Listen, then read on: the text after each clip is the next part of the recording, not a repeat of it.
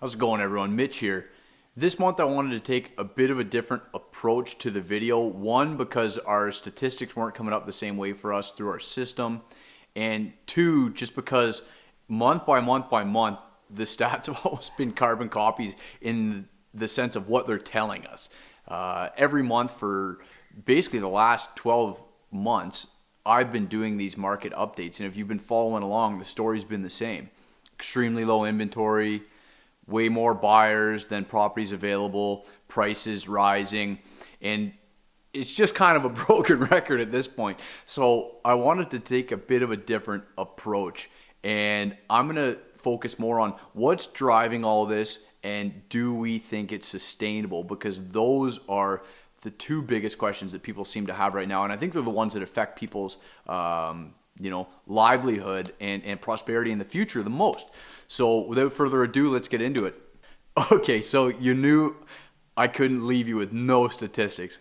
I can't do it. That's my jam. So I'm just going to give you the bare bones. And as of the yesterday's statistics on our PCAR system, when I pulled this up, there was 45 active listings and 93 sold solid in the last 30 days. So I follow months of inventory every month. For any of you guys who've been watching my videos, you know that I love this metric, and it's a sign of the market health and really how quick we anticipate prices to rise and how out of balance supply and demand is. So we're currently below half a month of inventory, and that is extremely low. Now, for anybody who just started watching, most of my old market updates are on another channel. I'll try and link to that. I think it's up here, might be up here. I switched and split this channel off into a separate Peterborough only channel because I was veering off in the direction of technical construction content with that channel. And so that's what it is now. And all of the updates going forward are going to be on this channel. So if you want to find any of the other updates, you can find them there. All the stuff going forward, if you want to follow, is going to be on this channel.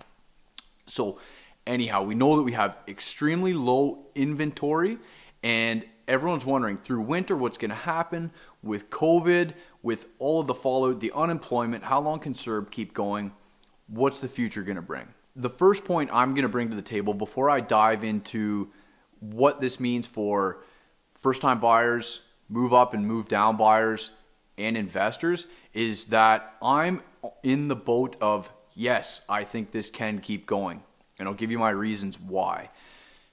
Ontario as a province and Canada as a country have had some systemic factors that are leading to this real estate, what people are calling a bubble, but really it doesn't have to be a bubble if it can sustain what it's doing. A bubble is a trend that has to end. It's unsustainable. And at this point, what we have fueling our markets, especially in Ontario, is very high immigration rates, and I mean extremely high. Like on the scale of the world immigration numbers, compared to our population base versus how much we're upping our population every year through immigration as a percentage is massive. And we are consistently not building enough new properties to support these people. Simple mathematics. More people coming in, the new houses being built year after year after year. It just keeps going. And there's no sign that either of these trends is going to let up. The Canadian government makes their immigration targets extremely clear, and they document well how many people we bring into our country every year. Second of all, our construction numbers are very well documented as well. And every year we're missing the mark by, from my own analysis, roughly 40% of the amount of units that we could have produced to supply housing for our new residents. Needless to say, what happens when we get this? People, not even in the sense of more people looking for homes like investors or just people looking to move to a city or anything. We are bringing people here and we don't have houses for them. We're letting them move here and then we're just letting everybody fight over the property from there. Okay, by the way, I'm going to ask right now, let's just pause real quick, guys. And if you haven't commented down below, let me know. Do you think the market's going to continue to rise or do you think it's going to go down? I got to get a little bit more engagement on these videos. I love making them, but I want to engage with this community. I'm here to respond, and let's get the conversation going. So do you think market's going up? Do you think it's going down? Just give a bit of a reasoning why, and thanks for engaging. Let's keep going. We're just saying, come on over. Canada's a great place to live. By the way, there's nowhere to stay. So I am on the side of this trend is not going to stop unless Ontario has some dramatic changes in their land use planning and they expedite a large number of projects. We are consistently going to be outnumbered in this ratio. Okay, so I'm going to leave that one at that. Lots of new people, not enough new homes consistently, and we've got issues on the side of development, restrictionary development policies on the Ontario government, and a lot of protected lands, a lot of criteria about projects that really slows things down, a lot of different taxes and a lot of different hoops to jump through, making it difficult to bring new homes to the market. So that's going to continue. Okay, next, what does it mean? It means that prices will continue to rise until the time in which either immigration stops, slows down, or new housing demand, or new housing supply, keeps up or exceeds the pace that we are growing as a population. So we know that our prices are going to continue to rise, at least in the short term, and I mean short term in the next 5 years, as a province as a whole. But we have another important factor playing in, is that now we're seeing the Toronto market disperse across Ontario. You can literally visualize the high-rise towers. When you see the skyline of Toronto, picture it as money, and that money is just starting to flow all throughout the province. It's landing in Peterborough, Kingston. It's landing in cottage country in the Kawarthas. It's heading south to London, Guelph. It's even going north, Sudbury. We have all kinds of places where people are now mobile in their work.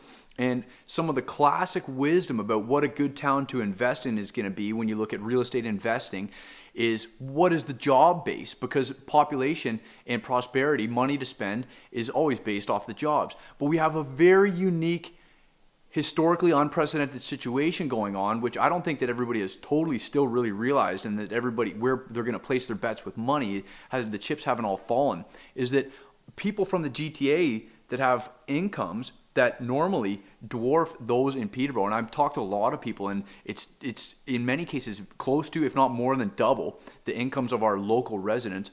They're now totally mobile. So we have median household incomes in Peterborough that are closer to $30,000, and then you have incomes in Toronto that are $60,000, $80,000, and those people aren't bound to that geography. That is huge. It's like game changing. So now they can go wherever they want and simply find the most affordable detached real estate. So the classic wisdom about buy where the jobs are going and look for the employment reports is, for the meantime, kind of on hold or kind of broken. And that's one factor that I think is going to continue to propel our city, but not uniquely Peterborough, all of the small, rural, semi-affordable cities and towns that have a lot to offer in terms of their amenities, the basics that everybody needs with the malls and some attractions, some hiking, still connection to other cities with good roadways. Okay, so that's point number 2, and I'm going to leave that one to rest. I think that the COVID scenario has only deepened what was already happening with our supply and demand issues in towns like Peterborough in the short term now. It might get fixed in the future, but right now it's not looking very good for local residents who aren't in the property market yet. So what does this mean for first-time buyers? It's getting increasingly difficult to find a home. Absolutely. You might have to stretch further out into the peripheral. Some people are of the mindset, I might just wait, this could all crash. I'm just here to say that my own personal opinion, for the reasons I gave prior, I don't think that's the case, and I'm of the mindset that it makes sense to do it sooner rather than wait. At this point, property values are going up between 10 to 15% a year. So if you're looking at the basic property, $300,000-$400,000 property, this can totally change your price in a year of what you're getting at what price point. You know, you're talking about values that are going up $50,000 a year. So I'm of the mindset for first-time buyers, yes, honestly, this is an issue, and you might want to consider looking to get into the market sooner rather than later. I might be totally wrong on this in a couple of years, but as long as you follow my logic before and you agree with that, then you might agree with why I'm saying that. So on to the next point. What about move up and move down buyers? So I mean people that own their first home and they're looking to move to something bigger, or people that have empty nested and they're looking to buy a condo.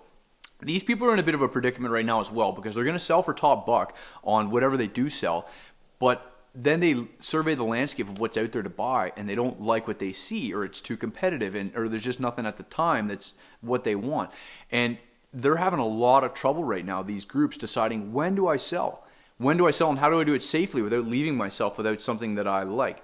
And basically stranding myself or my family without a home that we like and having to rent in between.